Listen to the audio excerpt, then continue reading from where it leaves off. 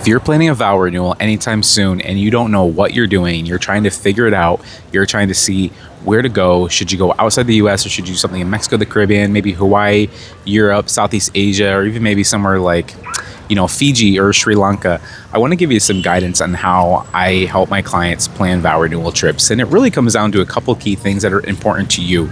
It has nothing to do with what I recommend. It really comes down to what kind of vibe are you looking for and what is the goal of the vow renewal, right? A lot of my clients choose to make the vow renewal trip basically the honeymoon that never happened, or sometimes they're choosing more of the destination, and sometimes they're choosing more on like a resort that's going to be more higher tier or something more relaxing. But it's usually something that they haven't been able to do, or if you're part of my clients that live really busy, stressful lives, a lot of my clients are higher up executives. They were like me, they were a pharmacist, and honestly, they don't get much time off. So sometimes the vow renewal is just a very relaxing vacation with a beautiful ceremony. And it can be simple, it can be elaborate. There's so many options that you can do. So basically, your vow renewal, the ceremony itself is what I can help you with. I can also help you choose a resort, a cruise, or a destination. So let's walk through some destinations that are really common that we see a lot of clients booking vow renewals at. And so coming in at number one, if you're looking for tropical and nice beaches, we can't skip Mexico. You really can't. So your most popular are definitely going to be your Cancun and Riviera Maya, which is basically the whole stretch of land north of the Cancun airport, south going towards Tulum. It's a massive part of Mexico, and there's a ton of flights. It's very easy to get there. Your flights coming from Charlotte are probably about 3-ish hours or so. It's not really that far. It's very quick to get to, about 3.5 hour flight if you're coming from the East Coast. So on the west coast of Mexico, now you have your Cabo and Puerto Vallarta. Puerto Vallarta has a huge town. It's also very lush. Cabo is where desert meets the ocean. So you have a lot of choices there, and there's definitely more flights going into Cancun, but Cabo and Puerto Vallarta too, very well connected. It's just going to be your vibe. So, and it also depends on where you're flying from. If you're coming from the West Coast US, you probably want to choose something like Cabo or Puerto Vallarta just for sheer shorter of a flight distance. So, and you can probably catch a nonstop flight from that side of the US also. So if you're not doing Cancun, Cabo, Puerto Vallarta, a couple off the beaten path places in Mexico that I would really encourage you to look at. Number one, Huatulco, which is down in the southern part of Mexico. It's in the state of Oaxaca. You have Huatulco, which is a great resort town. You then also have Puerto Escondido, which is a little bit more rustic. You also have other towns like Ixtapa and Zihuatanejo. Zihuatanejo is a cool little village, and Ixtapa is like the resort town right next to it. It's about a 15-minute drive away. It's very close, very easy to get to. But that part of Mexico, everybody kind of forgets. So if you're getting priced out of like Cancun, Cabo, Puerto Vallarta, honestly, look at somewhere else like Huatulco. Huatulco is actually one of my favorite parts of Mexico. It's a cool little town. The resorts are just a little bit down the way. You've got a cool marina there. The little beach area where the cruise ships actually come in and dock right there. There's a bunch of restaurants. It's very easy, very chill, very quiet, but it's really cool. A lot of people, though, skip out on this, and then they just end up Googling, top 10 best resorts. I can tell you that's probably not the right thing to do. But so now we covered part of Mexico.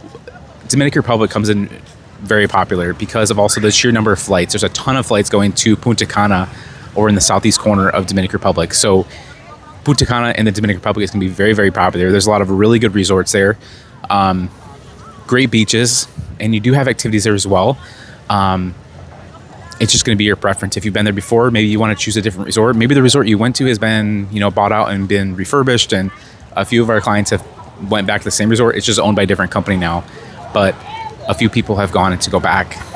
Jamaica also very, very popular, very chill once you get outside of Montego Bay. There's also quite a few flights to Jamaica. Jamaica tends to price just a little bit higher, and I find the resorts are a little bit older, with the exception of one of my favorite brands, which is Couples Resorts. It's a really great brand to look at.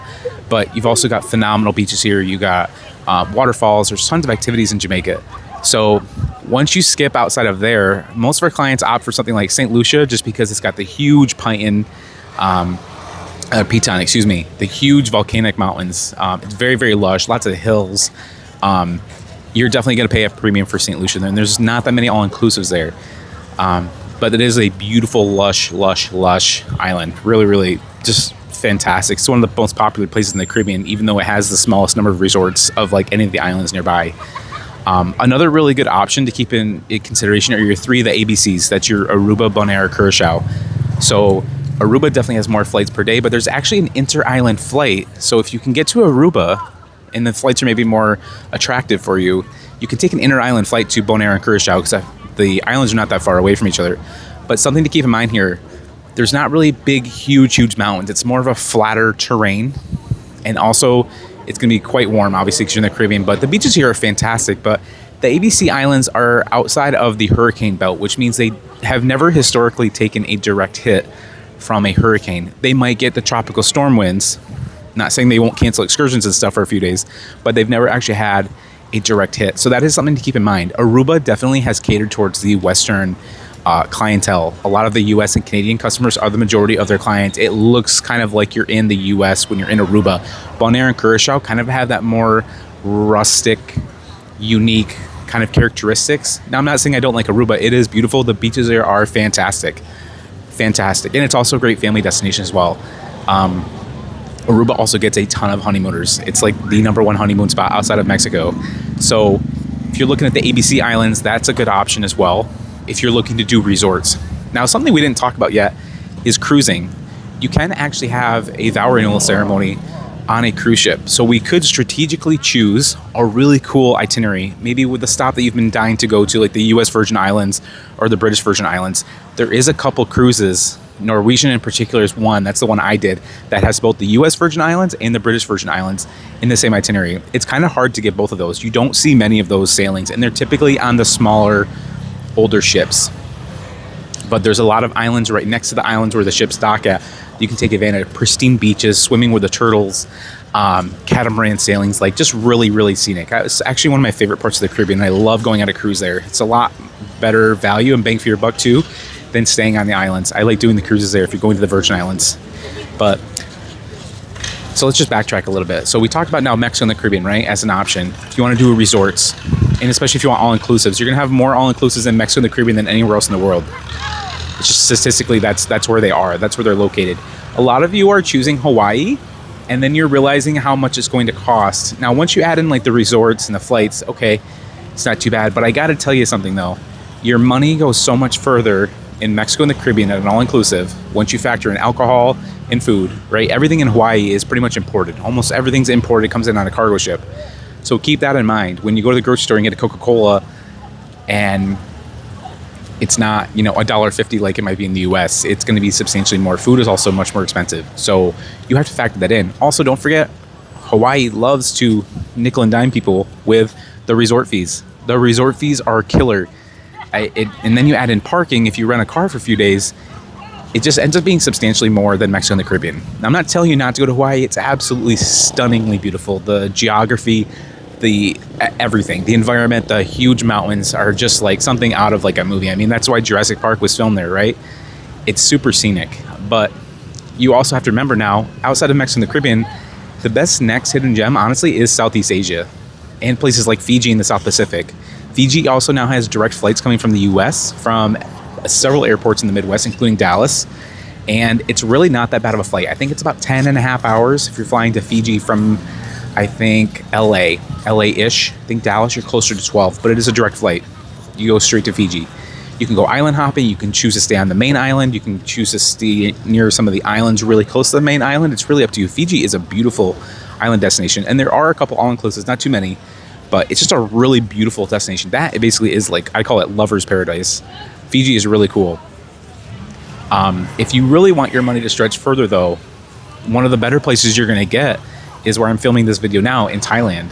If you choose Southeast Asia, and I'm going to include Sri Lanka into that, your money here goes so far once you're on the ground. Meals, very affordable.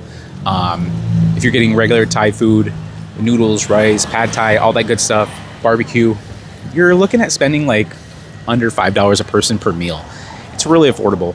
And honestly, Thailand has everything from the exotic islands in the south up here to where I am near Bangkok.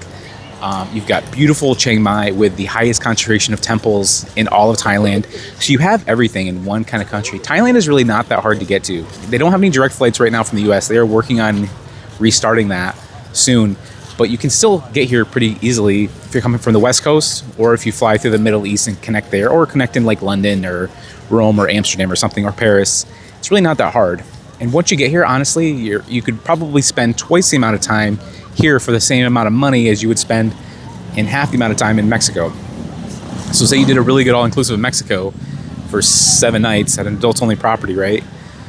You could come here easily for 14 days if you have the time to do that. So you just have to take into consideration, do you want to fly that far? Is it really, are you okay doing that? Most of my clients, some of them are flying to Hawaii from like New York. It's almost quicker to go the opposite way and go towards the Maldives. So if you really want to combine something really unique though, this is like my hidden gem, my, what do you call it? Your, I forget what. I don't play cards. I haven't played poker and all that stuff in years, but this is like your hidden gem destination. Sri Lanka, to me, is like similar to Thailand with the cultural aspect, but also with the safari aspect that you can get in South Africa. So if you like places like South Africa, you'd probably really love Sri Lanka. It's really a combination of South Africa and Thailand. Beautiful beaches in the south. You got a huge cultural influence. Indian flavored cuisine, right? Lots of rice-based dishes, but really friendly people. And there's a ton of stuff to see and do. Like I just came back. I'm heading back my second trip soon. I got to tell you right now, Sri Lanka, I'm going to be talking about this destination until the day I die. It is, I think, the best hidden gem out there. And you're asking yourself now, well, Nick, how far is Sri Lanka, right? How long of a flight are we looking at? There is actually a nonstop flight from New York to Sri Lanka. I think it's on their national carrier, Sri Lankan Airlines. You can also get here through Turkish Airlines if you fly through Istanbul, which has great connectivity in the US. There's a ton of flights with Turkish Air, and you can combine a night or two in Istanbul. Hint, hint. Do you want to combine Turkey or another destination in Europe? But it's about a 16-hour flight. You're basically flying to India. It's almost the same distance. Sri Lanka is just a smaller island basically off the southeast coast of India. So it's almost the same as going to the Maldives. But the Maldives is really focused on ultra-luxury resorts. Sri Lanka is still kind of like in a developing phase. They now are just getting their, I think the JW Marriott or the Ritz-Carlton is coming in. They're building it actually right now near Marissa Beach. I was just there a few weeks ago, about a month or two ago actually. So Sri Lanka, your money's going to go super far because they don't get a ton of tourism from like the Western countries. So you can do things like safari. You've got beaches, temples, cultural immersion, all that cool stuff. You can do all that in Sri Lanka, and you can see the largest elephant population in all of Asia in Sri Lanka. They also have a ton of national parks if you want to see like leopards and cheetahs. But again, the beaches also are insanely beautiful, and your luxury prices there are going to be half the price of what you pay in Hawaii for a similar luxury property, probably less than half. So it really comes down to what you want. So my suggestion to you is if you're planning a vow renewal anytime soon, the first thing you need to think about is, number one, what do you want to get out of this? Is this supposed to be like a splurge? Is it the country that you guys always wanted to go to? We could even do something in like Italy. We could do something in Egypt or Morocco. We can literally spin the globe and go anywhere. I don't work with one country and I don't work with one tour company. I work with every property pretty much in the world and every tour company you can imagine too. So what is it that you want to get out of your vow renewal? Some clients right now, the hot destination, I would say, honestly, and I haven't talked about this yet in this video, is Costa Rica. Costa Rica definitely has been getting so much tourism. They were rated as the #1 country in the world by Forbes magazine last year, I think in 2023 or 2024. So everyone and their mother is going to Costa Rica. So that also means the prices there are also higher. It also draws in a lot of Western tourism too. But Costa Rica is also a really great tropical destination, especially if you want some beautiful, unspoiled beaches. You want to be seeing the volcanoes. You want to see all the wildlife, the sloths, butterflies, iguanas, every kind of species of animals is there. They have the most biodiverse area in one small country, like compared to anywhere else in the world. So Costa Rica could work really well. And don't forget, some of these properties are right near the volcano where you could wake up every day, open your door, and have a view of the volcano. There's also waterfalls. There's the zip lining. There's so much you could do there. So just think about what you want to get out of this trip. I would combine your vow renewal and make it also like a vacation. That's the best thing I can suggest to you. And also, if you have the ability to take an extra few days, make it a longer trip. Go somewhere exotic. Like if you haven't gone to Fiji or Thailand or Vietnam, now's the time to do it. And also, if you go to somewhere like Thailand, you can easily combine it with something like Singapore and Malaysia. They're right next to each other. You actually don't even have to fly. You could take the train all the way down. It's pretty cool. But there's a lot of places you can go. It's really how much time do you have? How long of a flight do you want to go on? And is there anything specific you want to see or do? Now, I know we didn't talk about the actual vow renewal ceremony, but I can honestly tell you we can build just about anything. And most resorts typically have like packages. There's like a basic just for the two of you, a private dinner on a beach, or maybe a setting next to a waterfall, or one of their maybe outdoor garden exhibits. You can do something there. It's really, they'll work with you and we can build whatever you want. I can help you with that part too. But just understand you can pretty much do anything. So if you can think about it and imagine it, it can happen. So also, if you want to bring your close friends and family, like I said in the beginning of the video, you can make it into a group trip. It doesn't have to be just two of you. So if you want to bring your close friends or close family, bring them along with the ride. You can absolutely do that. It's just going to honestly come down to what you want. So I made this video because I wanted to give you some good solid options and just start thinking about it. But just think about things like your flight time. How long of a flight are you comfortable going on? And also, don't worry about going on a long haul flight. If you're worried about flying to like South Africa or Sri Lanka or Thailand and you're going on a long haul flight, honestly, the long haul flights I prefer over a shorter domestic flight in the US from like New York to California. And I'll tell you why. They feed you on these flights. You get dinner as soon as the flight takes off within the first hour. You get snacks midway through, like sandwiches and something like that. Then they're going to hand out like pretzels and a couple of like little hand snacks. And then you're going to get a breakfast before you land. They actually feed you, like, so it's really not that bad. And if you get like an aisle seat or the bulkhead row is the front row of like each section. So like the front row of economy before it turns into premium economy, you can stretch your legs almost all the way out. I've done that several times, especially on flights from like Zurich back to DC. That works really well if you don't want to pay for the premium economy or the business or first class. So there are ways, and honestly I think it's way more comfortable being on those big jumbo jets with two aisles, because you can get up, you can stretch, you can go in the back galley and just grab water whenever you need it. Like the flight attendants will leave bottled water out. You can just come and pour whatever you need. There's room to actually like stand up and stretch a little bit. So don't be afraid of a long haul flight. I've done so many long haul flights now to Sri Lanka, Turkey, South Africa, the Philippines, here in Thailand. Don't worry about the long haul flight. Don't let the flight stop you from going and enjoying these beautiful destinations.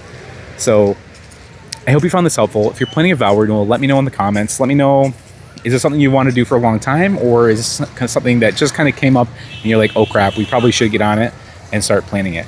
Also, don't forget, we work with every destination, almost every resort brand, every cruise line. So if you want to do something cool, we can literally get really crafty and do like a repositioning cruise from like Spain back to the Caribbean, which then goes back to Miami. If you want to hit up Europe and then also only take a one-way flight and take the cruise ship back, we could do something like that. There's cruises around Tahiti and Bora Bora, Moorea. There's also cruise lines in Fiji as well. There's really like, there's so many options out there.